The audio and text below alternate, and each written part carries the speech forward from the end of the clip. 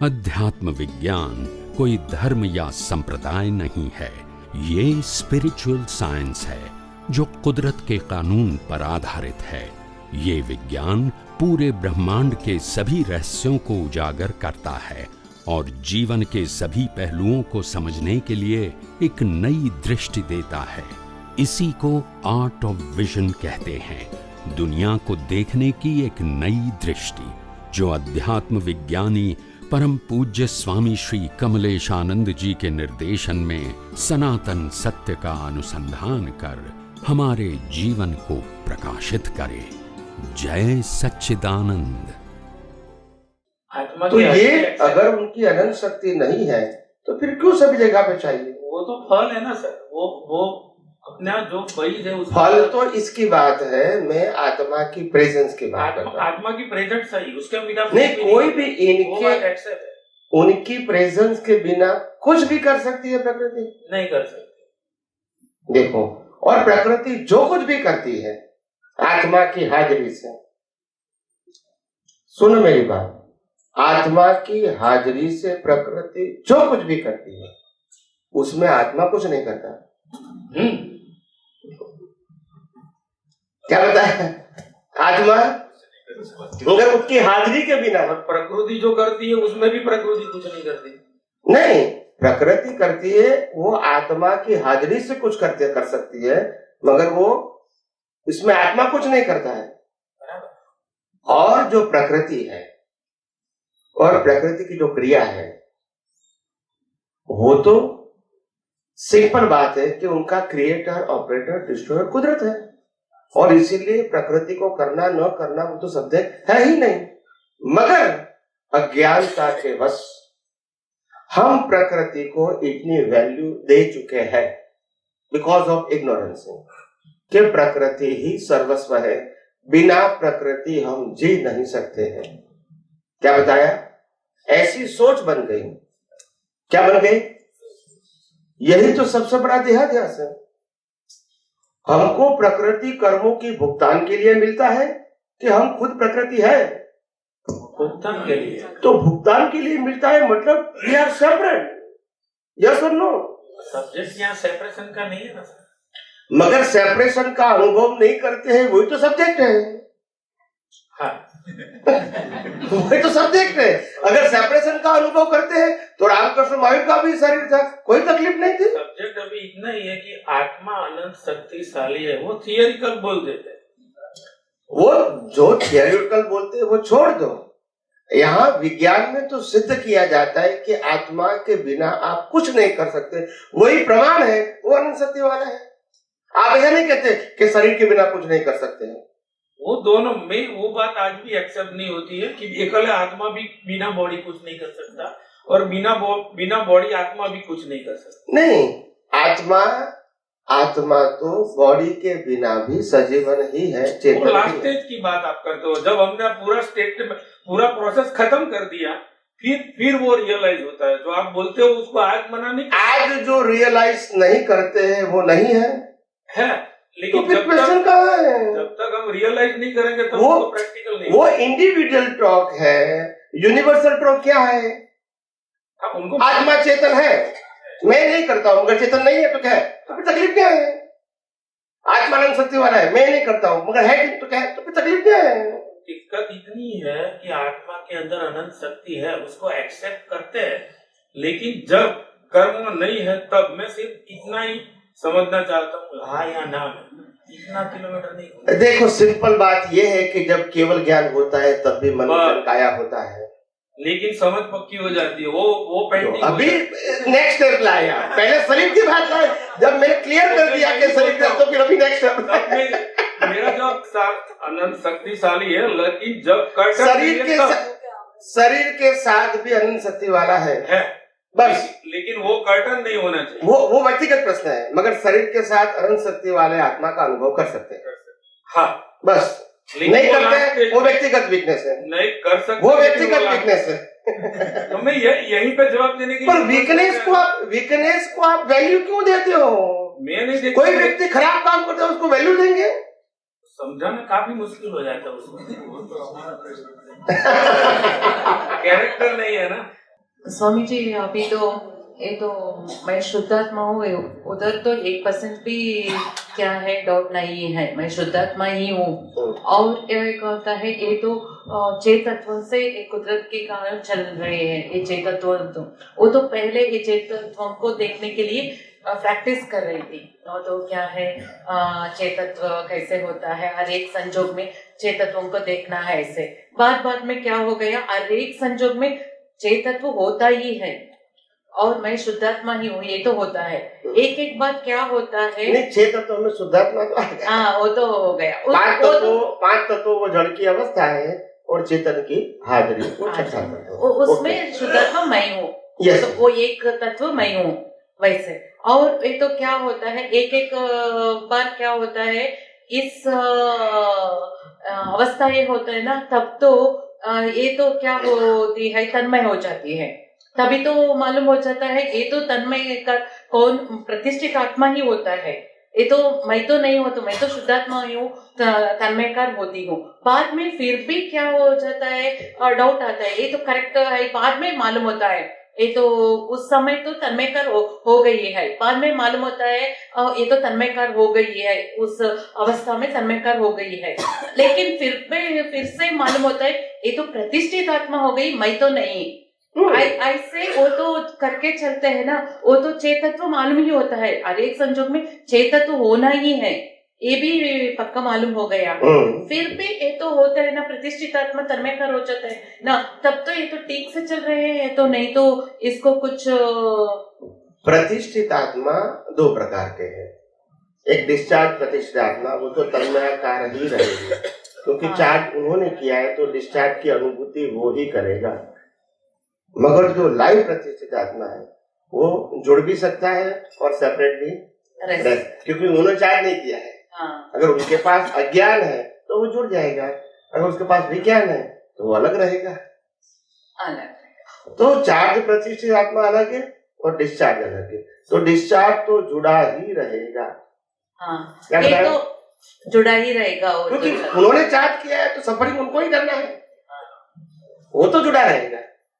Charge जुड़ा रहना जरूरी नहीं है, अगर आपके पास सही विजन है तो चार्ज प्रतिष्ठित आत्मा को प्रकृति के साथ जुड़ा रहना इसीलिए जरूरी नहीं है, क्योंकि आज जो प्रकृति है इसका क्रिएटर, ऑपरेटर, डिस्ट्रॉयर कुदरत है, और आज जो प्रोग्राम है वो पिछले अवतार का है। तो आज लाइव प्रतिष्ठित आत्मा क्यों इससे जुड़े? Why? It is not required, जरूरत नहीं है, मगर अज्ञान जाके बस जुड़ जाता है, जरूरत नहीं है। अगर आपके पास सही विजन है तो जुड़ने की जरूरत नहीं है, यही तो बात है। जुड़ने की जरूरत बिल्कुल नहीं है, 100% नहीं है, मगर क्योंकि मैंने कहा ना, अभी मोह खत्म नहीं हुआ। मोह का मतलब वैल्यू ऑफ रिलेटिव ट्रूथ, और मोह का मतलब सुख नहीं, सुख दुख दोनों मोह है। किसी के प्रति द्वेष करना वो भी मोह है, और राग करना वो भी मोह है। दोनों में आपने वैल्यू किया, वैल्यू करना वो मोह है।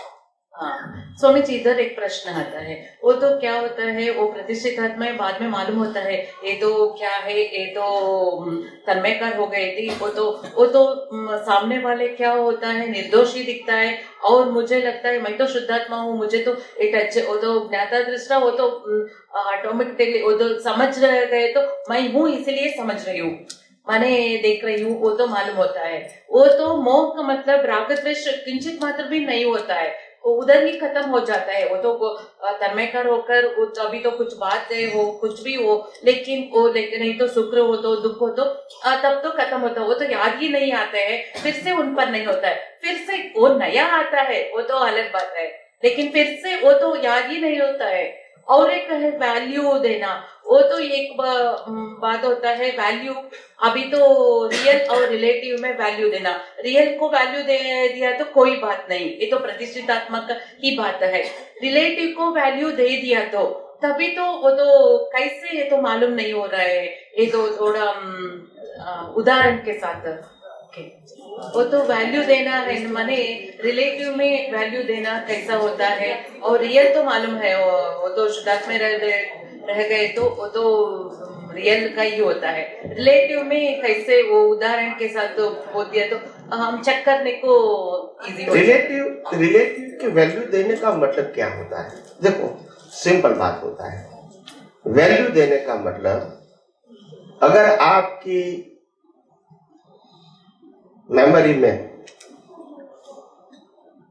वो चिपक जाता है राग के फॉर्म में या द्वेष के फॉर्म में, वो क्या जरूरत है? जब मैटर इज ओवर मेमोरी की क्या जरूरत है? मगर हम अपने आप स्टोर करते हैं विद वैल्यू। मैं उनको देख लूंगा, यानी आपने स्टोरेज कर दिया है, वो तो फिर से याद आते रहते अभी आप समझ गए, क्योंकि आपने वैल्यू किया ना। हमको क्या है, पास करना है, बाईपास। वैल्यू नहीं, अच्छे समझोगे बाईपास, मतलब प्रकृति की बात है, बुरा समझोगे बाईपास, क्योंकि खत्म हो रहा है। इसको नोटेट नहीं करना है, पास करना है। नोटेट करोगे फिर टेंशन हो जाएगा। जब कुदरत कहते हैं मैंने आपको भुगतान दे दिया 28 का, फिर 29 को आपको 28 की याद रखने की जरूरत नहीं है, already finish for ever. Yes और नो, फिर याद रखने की क्या जरूरत है? तो कहने का मतलब ये है कि जितना भी आप इसकी वैल्यू का मतलब होता है some kind of record in your mind, in your vision. Why? अगर वो याद भी रहता है एग्जाम्पल के तौर पर, तो भी उसकी वैल्यू नहीं करना है, just come and go. Value कब करेंगे? जब वो हमारे जीवन के साथ जुड़ा हुआ है। मगर ये जीवन के साथ जुड़ा हुआ नहीं है। जो आज को 5 साल पहले जो भी सुख दुख आया वो उसी समय खत्म हो चुका है। You understand me? अभी याद करने से वो संजोग कुदरत भी नहीं देगी, आपको दोबारा देगी नहीं। फिर याद करने की क्या जरूरत है? पर आपका मोह है to revenge either in good sense और बैड सेंस, सो दैट आप इसको भूलते हैं। That is your mistake, that is your mistake. Suffering होना वो तो हिसाब है, इसमें याद करने की क्या जरूरत है? डिस्चार्ज का ही होता है और भूल जाओ। और ये विज्ञान क्या कहता है? जब मन वचन काया की अवस्था मात्र कुदरती रचना है और 5 सेंसेस से अनुभव में आती पूरी सृष्टि कुदरती रचना है, इसमें याद रखने की बात कहाँ आई? बताइए। नहीं है इसमें, नहीं। और जरूरत क्या है? जरूरत कल की बात याद रखने की आज जरूरत क्या है? What is the reason behind? एक भाई कहते हैं स्वामी जी ऐसे पढ़ाई करते हैं तो पिछली पढ़ाई तो हमको हेल्प करती है ना आगे जाने में, तो यहाँ भी हम आगे जा रहे हैं तो हेल्प नहीं करेगा। मैंने कहा वहां पढ़ाई करते हैं, यहाँ अज्ञान माइनस करते हैं, कुछ प्राप्त नहीं करते, बोलते नहीं है। You have to destroy all kind of ignorance and go to the level of, वहां तक जाना है, यहाँ प्राप्त नहीं करना है। You are already infinite power of ज्ञान and Darshan. You don't require any kind of relative ज्ञान और एक्सपीरियंस। मगर ये ज्ञान और एक्सपीरियंस और ये विज्ञान सिर्फ अज्ञान को इनटू इन्वर्टेड कोमा रिलेटिव सत्य वाला विजन को मिटाने के लिए है, अचीव करने के लिए नहीं है। आपके पास खुद ही शक्ति है, क्या प्राप्त करना है? क्या प्राप्त करना है? समझ में आया? जो प्राप्त किया है अज्ञान को ज्ञान के रूप में, इसको क्या करो? इरेज करना है, अचीव नहीं करना है। पढ़ाई की बात है तो मेरे पास तो बुद्धिशाली लोग आते हैं तो प्रश्न करते हैं, तो मेरे पास तो बुद्धिशाली लोग आते हैं तो प्रश्न करते हैं, तो प्रश्न करते हैं तो उत्तर भी मिलता है। मेरे को तो कोई तकलीफ नहीं होती है, प्रश्न भी करते हैं, उत्तर भी मिलता है। समझ में आया? कोई, क्योंकि विज्ञान में कंफ्यूजन नहीं है ना, क्या नहीं है?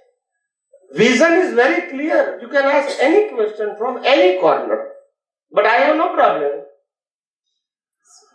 मगर क्योंकि हमारे पास अभी विजन की क्लैरिटी नहीं है, we have a scientific vision but not by all angles.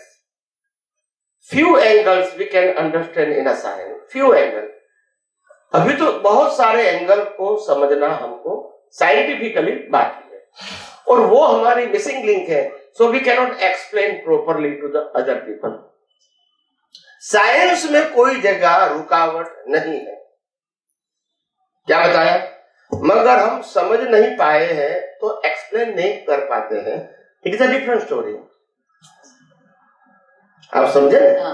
तो क्योंकि कोई भी दर्शन वाला व्यक्ति कभी ऐसा नहीं कहेगा कि मेरे को मालूम नहीं. क्योंकि पूछने वाला व्यक्ति बुद्धिशाली है और बताने वाला व्यक्ति दर्शन वाला है. How you can compare? उनके पास तो जो भी सोच है वो क्या है? लिमिट है.